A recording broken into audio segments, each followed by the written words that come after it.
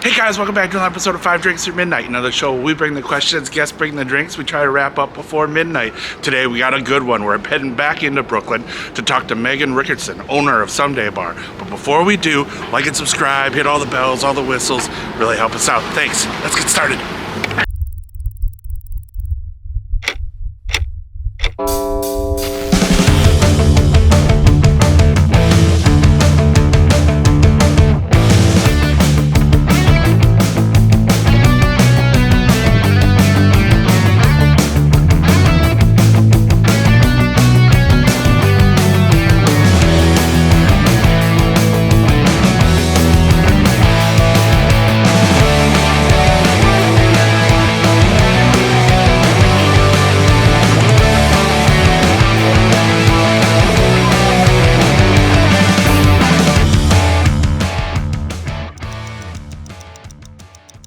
Megan, thank you so much for joining us at 5 Drinks Through Midnight. Thank you for having us at Someday.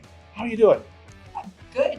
Excellent. Tired, but good. It was a good thing for the last 3.5 years. Yeah, so. yeah, it's been. Yeah, it was a lot of emotional exhaustion. Yeah. Now it's just physical. But that's like what bartenders and bar people are used to, is the physical. Yeah. Slightly emotional, but my body hurts, which is a good thing. Well, thank you so much for having us. I guess first, what are we drinking first? So this is a new project actually that we are doing with Fort Hamilton, which is over in Industry City. Yep. We are distilling a gin with them.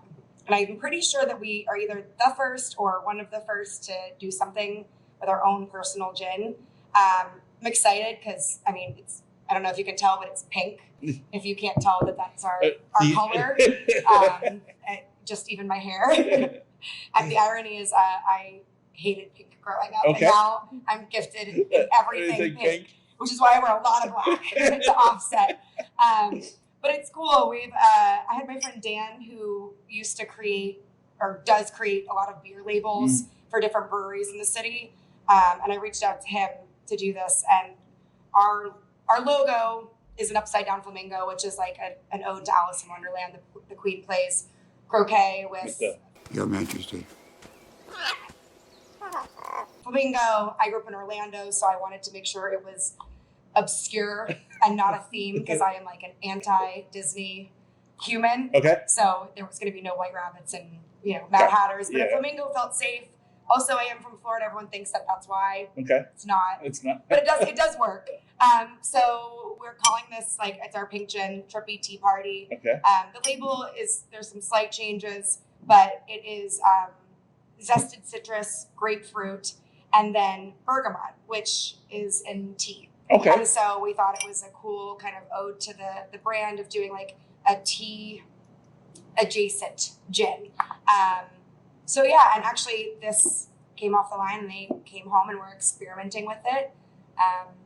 So yeah. That's awesome. Yes, and they even sealed it, so no one has. First crack? Yeah, no one has tried it. I don't know how much straight gin you want to drink at 2 o'clock in the afternoon, but so yeah, we started the idea obviously with the pink gin, and then the bergamot came in. So when we tasted this, we did 3 different iterations. One was really light, one was super heavy, and we actually just landed on the one with right in the middle.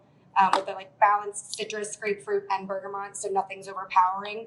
I'm not a huge gin drinker, but the reason I took up this project is because I love their base gin. Okay. So yeah, it was a fun creation. Oh yeah. And you can smell. Obviously it's straight gin, which I'm not a huge gin drinker just on its own, but I like the base, and you can smell the tea and taste the tea. So this will end up going in a cocktail. I'm sure, we can do gin and tonics with it, but it's going to go on our main menu in a cocktail. Oh, this is awesome. And we'll probably name it something flamingo adjacent. Okay. We'll see. And then also, we have a little hedgehog that gets struck by the flamingo. Oh, yeah. Hiding in the corner. So that's awesome. We tie it all back. That's fucking cool. Oh, this is amazing, though. This is really the citrus in there. It just really plays really nice with the. Well, our thing is like everyone can distill a really good gin, but like what's going to differentiate us from the big brands when people come in? It's like it has to be something a little weird and a little funky because otherwise you're just going to be losing out to the big guys that people have, that brand association with. So different, cool. That's awesome. Yeah, it's fun. And this is the first go of it. If we find out that we're getting feedback, something needs to be changed, like the distillers at Fort Hamilton are awesome. I'm like happy to do tweaks. So, yeah. Yeah, we love Alex. So, yeah. Alex is great. I saw him 2 days ago. Yeah. So, and they took a lot of time figuring out the color of the gin, how it was going to stay, like the shelf life of the color. Some of the stuff they were using fell off really quickly. So we're excited that we finally figured out. I mean, again, the evil genius of pink gin. Okay, well, again, jump right into question one. All right. So question one's always the same. It's a little bit of an origin story. How'd you get started in the hospitality business? Well, I started hosting in Orlando, Florida, and then worked at a Beef O'Brady's as a waitress and then a bartender. Went to college at Florida State, bartended throughout college at a corporate, on the border situation, which everybody balks at, but everything was 2 for 1. So it made me a sick bartender because when you have a service line of 30 drinks, that means you're making 60. Yeah. So moved to New York, thought I was going to be a makeup artist, went to makeup school, bartended throughout that, started in Midtown. And then my bar manager at the Midtown bar was brought to the Lower East Side to open his own place. And he kidnapped me down there, which I was grateful for because I didn't really fit in Midtown very well. And I managed that place for about 10 years, started out bartending and just kind of fell into my role. And then I left in 2019 in June. The weekend of my birthday, actually, I found out we got my liquor license here, and then we opened here July 6th. So I didn't move here to be in hospitality, but it's just one of those natural progressions that it was a thing that I'm good at. And ironically, I like people. As horrible as they can be sometimes, I like people. Okay. So it was kind of a natural progression. Awesome. And makeup was hard because people weren't nice. And at least people in bars, especially the bar community and the staff and your coworkers, for the most part, I've had like the most exceptional experiences. So when I opened here, I really wanted to honestly be like my old boss and my mentor, the guy that ran the bar on Lower East Side. Everything I have here was a direct reflection of what he taught me. Okay. And like, you can invest in a building and you can invest in product, but really like investing in people and your staff is how you A, retain staff, B, get customers to come back. Because, you can't out food and drink bad service, but you can absolutely out service bad food and bad drink. Mm-hmm. Not that we have bad food. Yeah. But that's like my kind of, I don't know if it's my motto or whatever it is. But that's a good motto. Yeah. I mean, we've all been to a bar where the food was amazing, but like you didn't feel taken care of or somebody was not super nice to you. And then you've been to those, there's a reason that dives are a thing, right? Because the hospitality behind the bar is what keeps you going back. Yep. So that's what we aim for here. And then was always the plan to be a bar owner? I mean, or like it was just one of those things that someday just happened and like kinda. I mean, I had decided that I wanted to open a bar, and I wanted to do it with my mentor. But then life happens and everything. It never goes the way you think it's gonna go. In my experience, I don't know, aka global pandemic situation. So we had always planned to do that together, and life got in the way. He's such a good guy that when he knew our plans weren't going to work, he connected me to other people that I have known for years that were interested. And I just got a text one day that's like, "What do you think of Gorham Hill?" And I was like, "Where?" Because I was a Lower East Side girl. I lived in Queens. I lived in North Brooklyn, like Bushwick, East Williamsburg.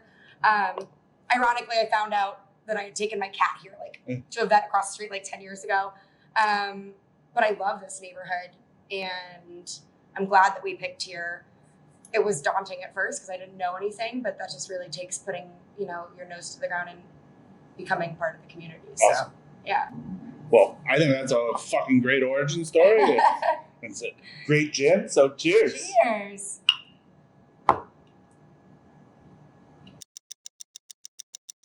Question 2, drink 2. What are we drinking? So this is KCBC Tiramisu Lander, it's an imperial stout with vanilla, cacao, coffee, and it has lactose in it. Okay. You know, lactose is in so many beers now, but this is a collab with Thin Man Brewing, which is up in Buffalo. So we're huge. I mean, when I opened, I envisioned this being a beer bar, and the neighborhood decided that we were going to be that and then everything else. So we have anywhere from like 140 plus cans and drafts and everything. But I love this brewery. Spent a lot of time here during the pandemic, working on my days off on Mondays with my dog, 6 feet apart. Yeah. But yeah, and they're just good dudes, and New York's craft beer scene is tight. Yeah. And so while we have a full back bar, this is like, you know, we do this too. Yeah. So awesome. Yeah. Cheers. This is also very, very heavy, which is why we're drinking baby beers. It's like 11%. I mean, it's like dessert. Well, that's actually, so again, not a beer guy, but like, and everybody just says you haven't found the right one. And I used to, like, for the longest time, I was like, you know, fuck off. Like, like it all tastes the same. But, you know, there's very few now, like, since I've been doing the show, that people have got me into other beers. I felt the same way because I went to Florida State. So all you're drinking is Natty Light out of a keg. And if you're feeling really fancy, you drink a Yingling. Oh my God, we went to a keg party last night and there was a Yingling keg. Like that was what we were working with. And so when I moved to New York and I started working at a craft beer bar, I was like, no. And actually the mentor that I was speaking of, he was managing the bar in Midtown. And if you closed, you got a shift beer. And they had something like 120 bottles. And I was always like, I don't want a beer. But it kind of became a game because I ended up closing with this person a lot. Okay. And so he'd be like, all right, let's try something new. And then I realized that I really loved malty. I think my first beer that I was like, oh, I like this is something called Orkney Skull Splitter, which is like a Scottish brewery. It was like a strong style, which I moved on to stouts and then eventually IPAs and sours and all the chaos. Okay. But I was the same. Yeah. And I was like, I like beer. Yeah. So but now you do. Yeah. I hope so. Now you do. Jesus. But yeah, it's like dessert in a glass. Yeah, that is. Maybe it's because of the, I don't know, but maybe it's just coming off the gin, but that is really nice. That is, I like that. So, fuck, okay, yeah, I'm down. All right, well then, question 2. Would you rather be an opening bartender or a closing bartender? Opening, okay. Why? Because I did closing before. I've done closing. I mean, even in the Lower East Side, when you were an opening bartender, you were there until 2 a.m. sometimes. And I did that to myself because I had the schedule. I was like, I'll open, and then, but my body just can't do it anymore. And I've discovered that getting administrative work is the easiest for me in the morning after like 4 cups of coffee. Gotcha. So going to bed earlier makes me a more productive person. I can't believe I'm saying that, but into my late 30s, if you would ask me in my 20s, I'd be like closer. But no. Yeah. No. Okay. Do you have a hype song to get you going when you're opening? I mean, what are we listening to? I have so many embarrassing hype songs. It's not a hype song unless it's embarrassing. No, right? That's the whole point. Yeah. So my keg tapping song, we used to do like 30-line tap takeovers in the Lower East Side. Was Thrice. They were just the band Thrice. It's the Artist in the Ambulance was like my favorite song. But for like hyping myself up for Behind the Bar, this is my embarrassing one. I love Party in the USA by Miley Cyrus. I don't know what it is about that song, but I'm just like, yep, all right. So I only do it when nobody's here. Well, now everybody will know. I know. The other cool thing about being in your late 30s, they think you stop giving a fuck about what people think, and you're just like, this is what I like, I don't care. People usually, everybody that I have asked that to has always said closing because you make more money. Well, I think my situation's different, right?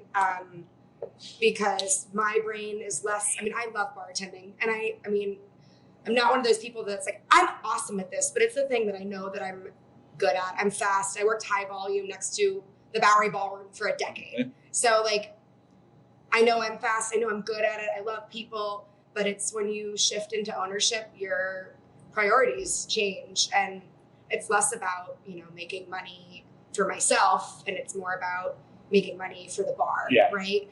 And I'm way more effective when I'm well rested, when, I can organize things, and opening shifts are that, right? Stocking, organizing, setting up the busy closers for success, that you're not like, oh, I'm running out of everything. And I joke that I'm a doomsday prepper because I am. I literally am just like, okay, we're missing one Red Bull. When I go down, I'm bringing it up. Like, I just, a little bit of OCD, a lot of bit of OCD, and just knowing prepping for what could potentially be coming. Has never screwed me over, ever, or anyone else,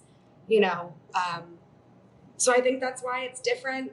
Maybe if I was still bartending, I would feel differently, but definitely an opener. So then, do you have a bug out bag? Since you're a doomsday, are you you got a secret bag ready to go? No, absolutely not. But for example, during COVID, we did it was boozy Capri Sun pouches for the to go, and when we started reopening, we didn't have staff, or we did have staff, but we just didn't have enough, and people were burnt out. And so we were trying to figure out the way to make it easiest for everybody. And so we kept doing them because we pre-batch them and we put them behind the bar, and then you ice them and you go. So that way someone's not shaking 15 cocktails. It's also important to realize that there's a lot of bar burnout. We put 2 cocktails on draft because those were the cocktails with the 6 bottle touches that when one person sees it, somebody else orders it, and you're like, God damn it, I have to make this again. So, that's another part of my doomsday prepper where I go into bars and I see that they have draft cocktails, and it's when a cocktail with 2 ingredients, I'm like, not a good use of your time. Not going to say anything, but I'm like, not a good use of your time. So, yeah, I'm a little... All right. I think the pandemic makes everybody a little crazy. It did. So. It really did. I think, we got a little nuts, but... I had my first win, though. Those partitions that went between all of the tables. I've been hoarding those downstairs in my boiler room for, I don't know. About a year. Forever. Because I was so nervous about dismantling them, and I dismantled them 4 days ago. So I think I'm like, okay, I'm ready to let it go. So I swear to God, if a pandemic pops up next week, I'm going to be pissed. Question 3, drink 3. What are we drinking? So this is the Lone Wolf. Okay. I'm pretty sure this has been on the menu since we started, or very close to since we started. It's actually a draft cocktail because it became so popular. And there are so many ingredients in it that it just made a lot of sense to do that. So we use Montelobos Mezcal, yuzu juice, lime, there's a ginger simple, and Averna. And then we garnish it with this pretty little arbol chili. And then I love candied ginger. Yep. I just want a reason to put it in everything. It's beautiful. That is a gorgeous drink. So. And honestly, I'm not a huge mess. I love tequila. I love whiskey. I'm not a huge smoke person, but I can drink this because there's sweetness and balance to it that negates the smoke. So we crush these awesome on a Friday, Saturday. Looking forward to it. Cheers. Oh yeah, that's fucking good. Yeah. That's crushable. It's just, I can see why, it's just easy. Yeah. And it's not overly smoky, which is where, I have to draw the line. Yeah. So I feel like it's approachable for people that aren't huge mezcal drinkers. But also mezcal is just blowing up. So that's another reason. Crushing it. Mezcal is the new, I don't know, everything. The new everything. That may be the only thing that was ever good that came out of the pandemic is that people started drinking stuff that they never ever would have drank before. Mezcal jumped through the roof on U.S. sales, and I know I'm that person that I know the shirt says Whiskey Wednesday, but again, I love a good mezcal, but normally I would not have even touched it like 3 years ago. So. That and like a really strong resurgence in like the classics. Yeah. So when we shut down, we were doing we got heat seal bags, and we were doing individual little pouches. So Boulevardier, heat seal bag, throw it in the delivery bag, you know, because you get those cups that are saran wrapped 7 times and taped and they're still leaking. And I'm too much of a crazy perfectionist, but all we were doing were old fashions, Boulevardiers, Negronis. And now it's so crazy because, again, Lower East Side, we rarely got asked for an old fashioned 10 years ago. And now it's like every third or fourth drink is a Negroni, an old fashioned, a Manhattan. Yeah. Like, it's weird. It's great. I love it. It's easy. But it's just interesting to see how the trends have changed since COVID too. Well, that actually leads us into question 3 perfectly. Where do you see hospitality going? I mean, like, we're bouncing back from COVID, but yet it seems that, like you said, like the trends have kind of switched a little bit in the bar world. Like, there are still bars that come in and they'll do, you know, the pickleback shots or whatever. But do you think that, like, during COVID, like the customer got a little bit more educated and palate more refined? So it's interesting. From multiple sides, I'm on the New York City Hospitality Alliance board, and I'm on the Mayor's Small Business Council. So I have different perspectives on, you know, I see numbers, you know, employment's coming back. So when we're talking about hospitality from the workers' side, like, I think we're definitely healing. I think, you know, good things and bad things came out of COVID, you know, talking about, you know, work-life balance, and like a lot of really nice things actually came out of that. Yeah. You know, I'm not going to speak to the other side of like people taking work-life balance too far and being like, I don't feel like working today. It's created both good and bad, but like, especially when we're talking about customers, I actually just was interviewed about people's behavior, and I'm noticing a lot here where people are going out in droves and like huge parties in ways I've never seen. So like on a Friday night, we'll have 30 people walk in. They're like, can you take us? I'm like, we can try. We can try, maybe. But we're in an interesting spot with this neighborhood where we have a law school. We have a bunch of schools where we have a bunch of teachers. So it's kind of a spectrum. We definitely have people that are still coming in and like looking for that happy hour. I think a lot of people are still recovering from COVID, from not working, where they really are looking for those like deep discounts on happy hour. But it's interesting because you have the other side of it coming in and knowing exactly what they want. And, you know, if we go back to mezcal, you know, we don't have a mezcal because it's kind of a pricier liquor anyways. Yeah. And I've definitely noticed that nobody is like batting an eye at spending more on that.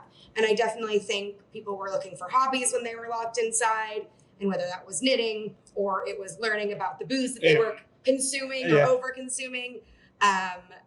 You know, I know there were a lot of classes that were offered out for free to bartenders, like to learn about whiskey and to learn about all of these things. So I think if you did your pandemic right, you learned something from it. I think if you did it wrong, I don't know what to tell you, but I definitely think there's people have more knowledge. Vodka soda is still going to be vodka soda forever, but the people that are looking for it know what they want. Yeah. Like, do you get people like, because again, I watch, frequenting a lot of bars, but you get like people that will come up to like the bar and be like, I make this drink at home. Can you make this for me? Thankfully, no. Thankfully, no. We do get a lot of, and I love this question, what do you have on draft? And I'm like, I just look at the top list and I'm like, or the top, and I was like, so our menu's right here. We have 17 drafts and 140 cans. If that's too overwhelming, just tell me a style.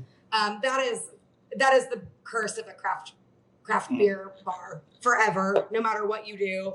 I just kind of laugh at people and smile. I'm like, you're cute.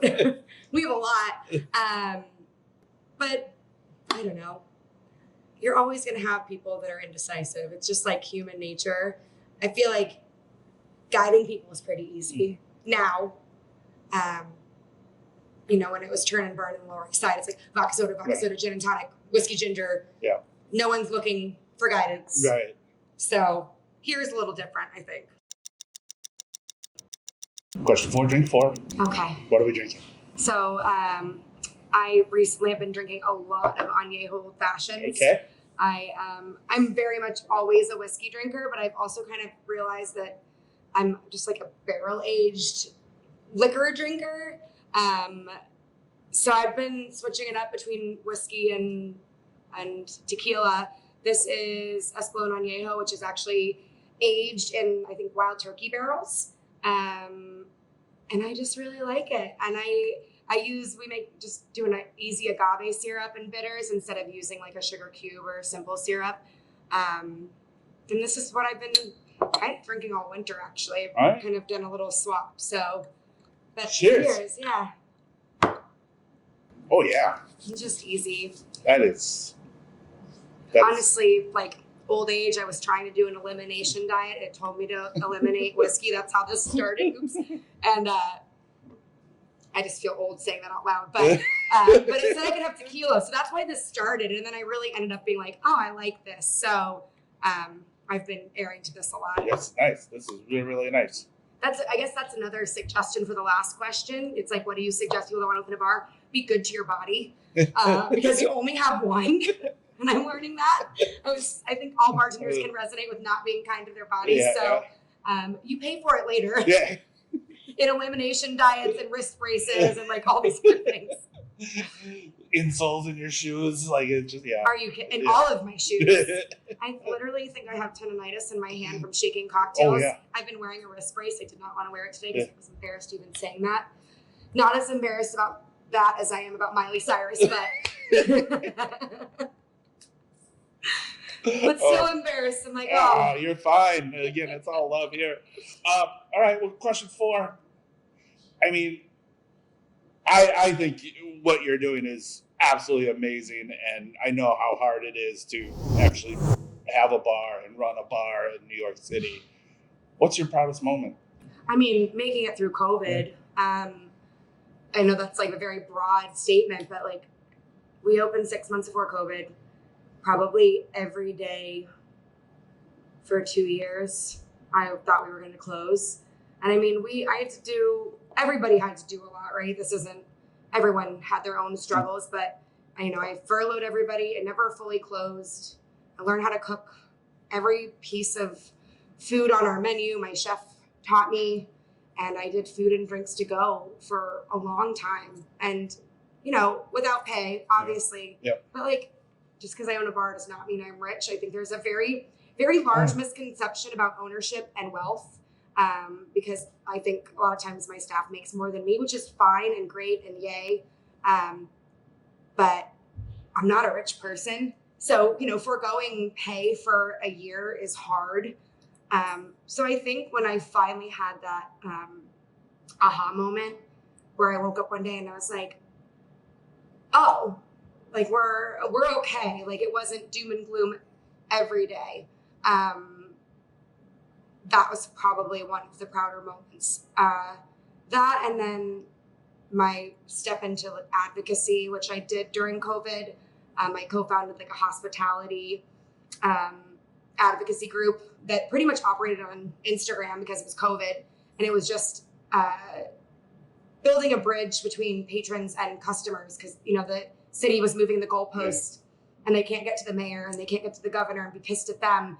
So it always was coming out onto bars and people that were working every day and when everybody's getting sick around them. And it was just trying to explain what was going on. And I co-founded it. We started with a bunch of bartenders and bar owners. And then, people get busy and it's COVID, everyone's stressed. And then it ended up being me and this woman, Joanna Carpenter, who's, I didn't meet her in person for, a year. And we were speaking every day and she's one of my closest friends. But we met on the internet pretty much. So that's kind of how it started. I was very content on just owning my business and existing and being happy. And then I just kind of realized that when you own a business, you actually have to be very involved in government. So now I'm on the Hospitality Alliance board. I'm on the Small Business Council. And like, these are never things I aspired to be. I never wanted to be the face of anything. Like, I wanted to have my business and just be happy. But now I can't see my life without it. So I think it's like kind of a 2-part answer, but they both are very correlated, because without COVID, I would never be in this role with these people. And I feel really good, like when bar owners will reach out and they're like, this happened with DOT or with Department of Health, or my outdoor structure, there's something wrong with it. What do I do? And I have the ability to connect them to people that can help them or answer their questions. Like, that's awesome. It feels good to help people. Yeah. So I guess those are both kind of it. Okay. Yeah. I mean, like you said, good knows good. I mean, I think that is a fucking mantra to live by. So like, good knows good. Yeah.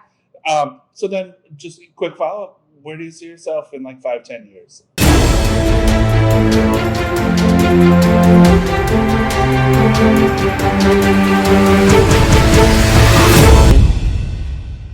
Well, I'm looking at spaces now because I hate myself.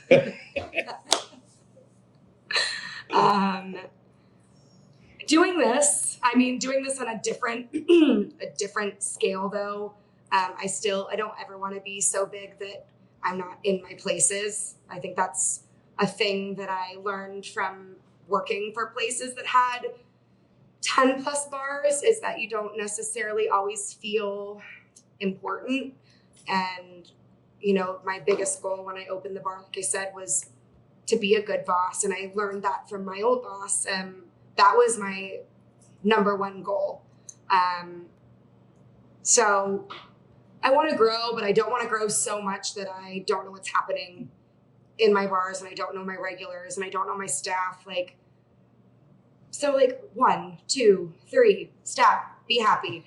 Adopt more dogs. Okay. That's my 5-year plan. All right. I think that's a good 5-year plan. So I have 1 dog. Yeah. We're looking at 3. Okay. We have 1 dog and a 17-year-old cat. So we're looking at 3 dogs. Okay. We'll see if the cat lasts for 25. I don't think he's going anywhere. So all right. Question 5, drink 5. Last drink of the night. Not even close to midnight, but here we go. I know. Oh, it's gonna feel like midnight after I actually relax and let all this alcohol hit me. So we are pretty big wild turkey bar here.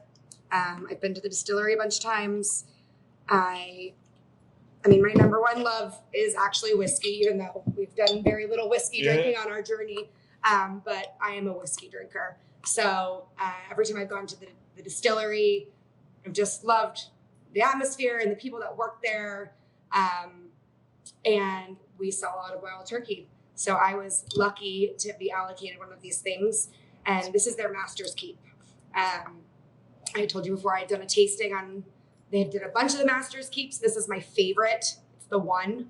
And it's just yummy. Yeah. And I don't really have much else to say. I poured this one heavy because I want to drink all of this. So. Oh, yeah. Thank you so much for sharing. I've been sitting on it. This So is a glorious day. Oh, it just smells absolutely amazing. yeah, it's just yummy. So that is. I think this was like a range of between 9 and 13 years. I'd have to relook at the box, but when I tried a bunch of them, this was one of my favorites. So I've just been sitting on it for special occasions. Yeah, well, thank you so much for sharing. This is amazing. Oh, this is glorious. Thank you. Wow. All right. Question 5 comes down to the flip of the Whiskey Wednesday coin. You can flip it, you can spin it, you can do whatever you want. You do not have to answer. The coin will give us the answer. Okay. So you can, if you only answer if you want, but Okay. it's totally up to you. So, question 5. Do you think your degree in psychology makes you a better bartender? Yes. She didn't even have to spin. Being a bartender is being a psychologist. Yeah, yep.